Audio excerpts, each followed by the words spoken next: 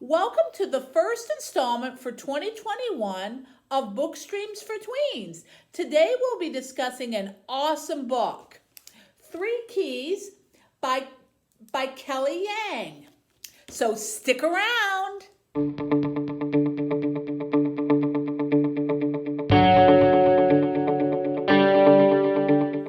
Hey, welcome back. My name is Miss Adrienne, and I am the Youth Services Librarian at the Adams Park Branch. Today, I am going to share with you my new favorite book. Actually, the entire series is my fave. The book is called Three Keys by Kelly Yang. It is the second book in the Front Desk series. The entire series centers on Mia Tang, an 11-year-old girl who recently moved with her family to the United States from China. She and her family run a motel called the Cala Vista in California. Mia loves to write, and she has a very strong personality. When she sees that something is not right, she deals with it, and she loves to write letters. She and her friends and family have many issues to deal with being immigrants in a new country. In Three Keys, Mia is just beginning the 6th grade. She thinks she's going to have the best year ever. She and her parents recently became owners of the Cala Vista Motel.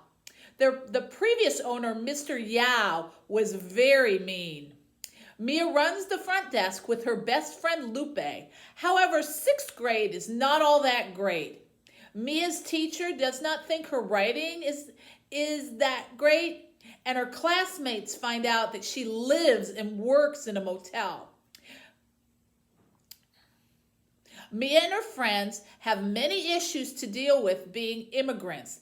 The big event occurs after Lupe's father, who is undocumented, is jailed and might possibly be deported. They must find a way to sway public opinion and keep her family from being separated. This is where Mia's writing skills come to the rescue. Now I'm going to read the first few pages of the first chapter so you can get to know Mia, her family, and friends, and how they are running the motel and the challenges that they are about to face. Chapter 1. A very wise person once told me that there are 2 roller coasters in America, one for the poor and one for the rich. I've only been on one of those roller coasters, and I thought I was never going to get off. But as I watched my best friend Lupe decorate the Cala Vista Motel pool with silver and gold lights, a smile stretched across my face. The lights were the kind you put up at your house at Christmas, even though it was the middle of August and the summer sun beat down on us. It sure felt like Christmas. We were owners now.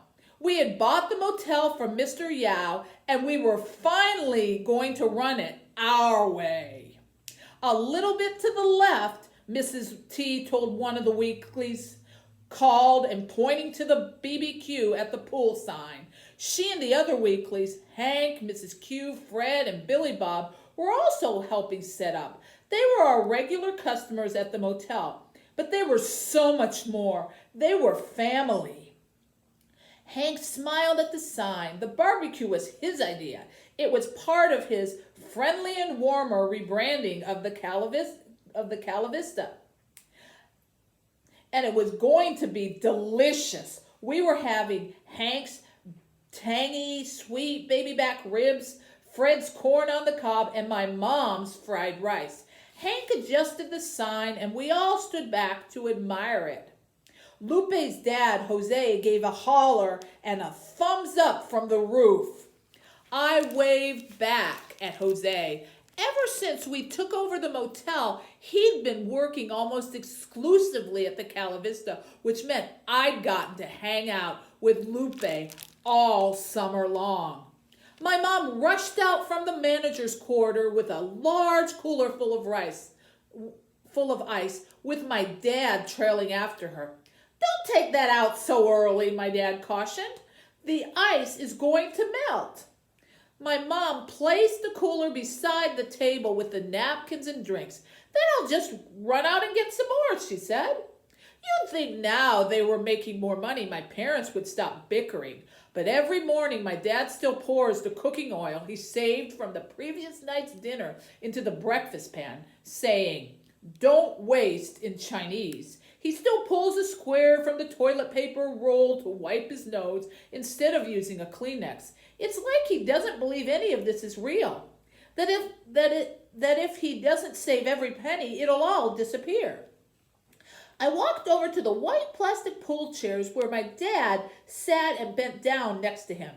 We're on the good roller coaster now, Dad, I told him. Things are going to be different, you'll see. He reached out and ruffled my hair. Soon the pool started filling up with guests. Besides the customers, my mom had invited a few of the immigrant investors who had chipped in to help buy the motel. She'd also invited some of the paper investors, the people who invested money but rarely came around.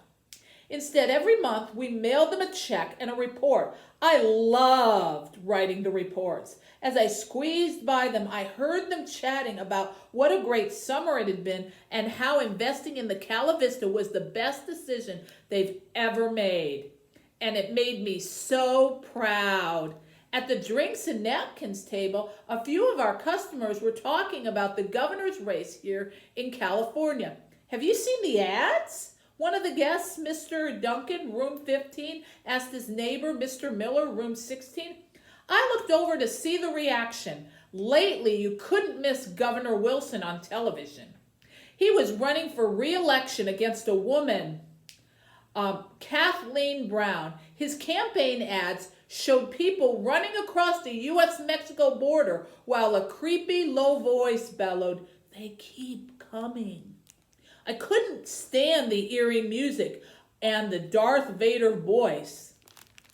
Mr. Miller put his baby back rib down and licked his gooey fingers. I'll tell you something. If those illegals keep coming, there'll be nothing left for the rest of us, he said. I glared at him out of the side of my eyes. The term illegals was so mean.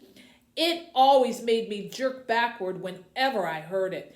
I wanted to take his gooey baby back rib and stick it in his hair. Instead, I looked around for my best friend Lupe. She was up on the roof with her dad, watching the sunset.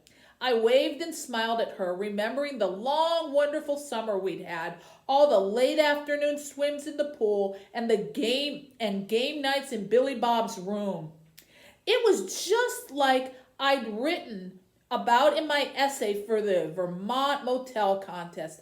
Mia, Hank called to me from the grill. He was still in his mall security yard uniform, having just gotten off work. The hours were long at his job, but he was hopeful that a big promotion was just around the corner, which would mean he'd have more free time. Doesn't that sound like a great book?